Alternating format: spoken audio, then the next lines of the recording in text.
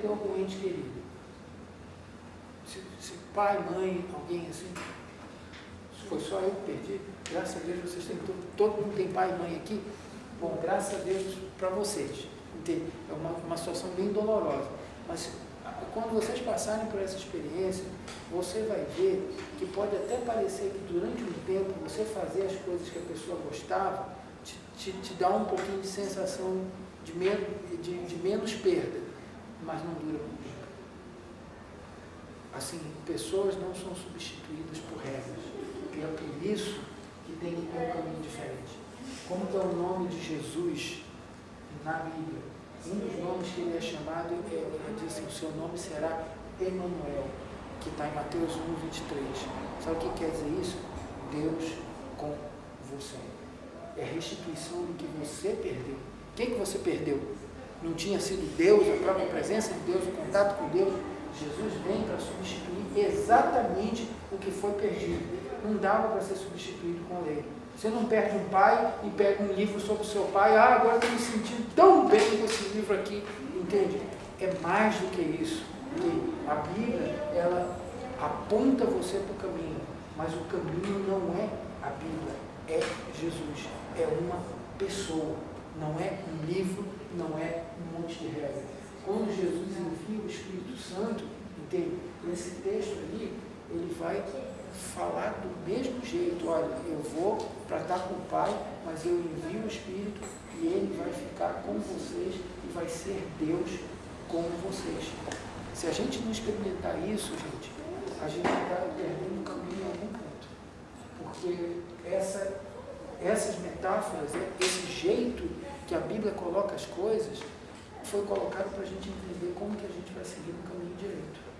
Se a gente tentar substituir a perda de Deus por regras, vai estar sempre faltando alguma coisa. Você vai estar sempre tendo uma experiência a menos. Tá?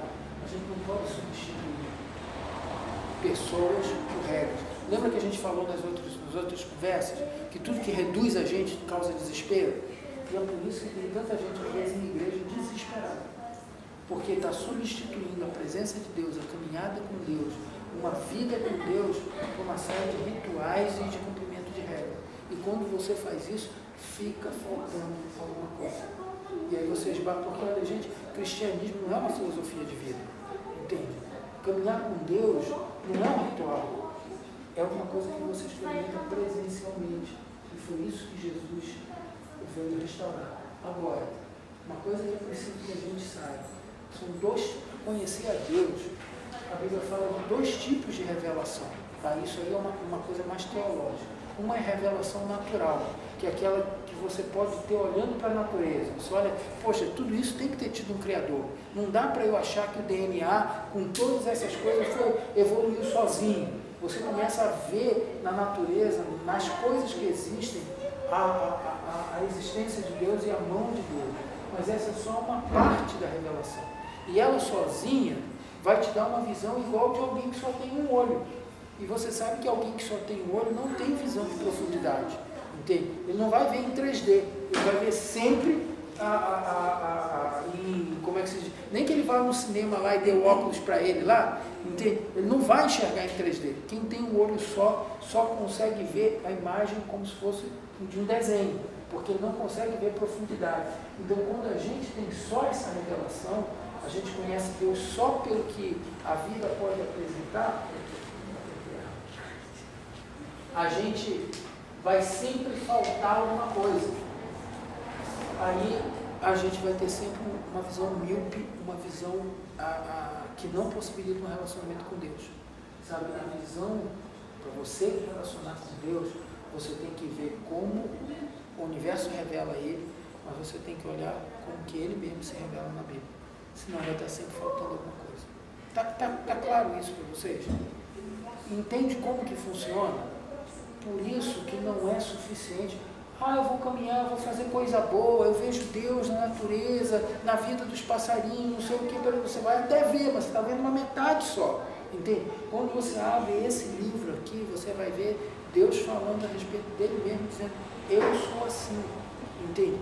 Eu ajo assim. E ainda tem mais.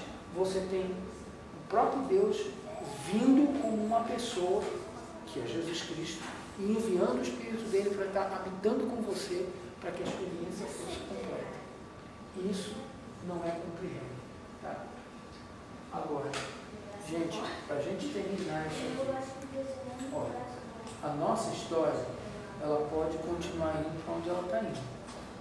Lembra, ela vai seguir um caminho. A gente tem a mesma escolha que sempre teve.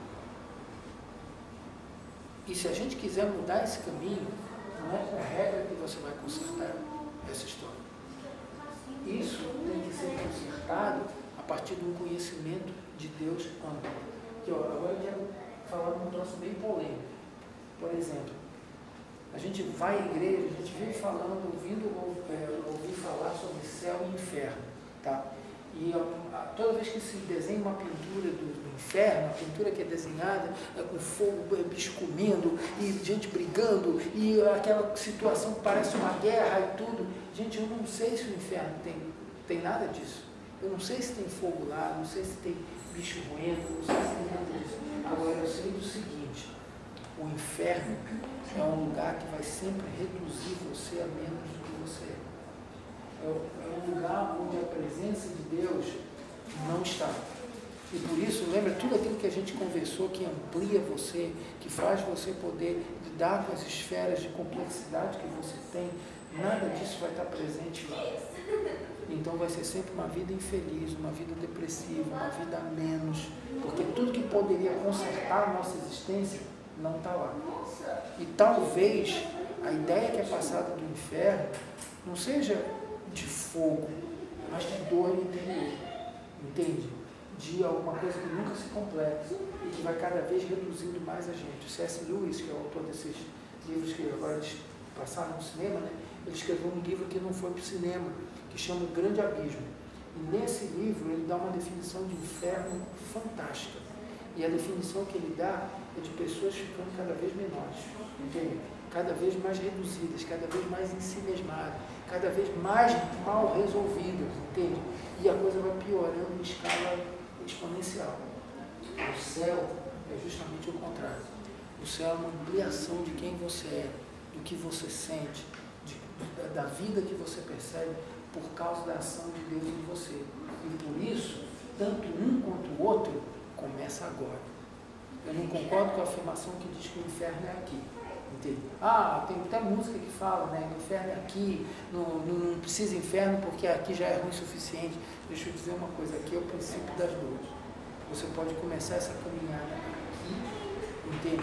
Ou você pode começar a caminhada do céu aqui também. E começar a experimentar Deus andando na sua vida de uma forma diferente. Só que isso não é regra. Tá? Como que isso funciona? A gente vai voltar àquela mesma situação. Você tem um início, uma escolha que foi feita, tá? Você de novo tem uma outra escolha, usando a metáfora das árvores, né? E você tem dois finais diferentes. Tá? O que a gente precisa é fazer a escolha da amizade com Deus e começar a fazer essa caminhada. Agora, não é cumprindo regra, tá?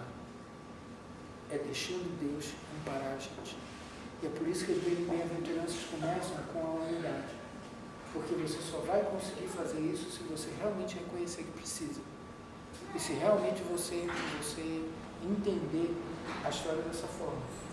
Se você acha que não precisa, Deus não vai violentar você. E você vai seguir o caminho que você sempre para onde você estava indo. E aí, gente, o inferno não é um castigo, é uma escolha. Entende? Não é porque Deus é mau e é ruim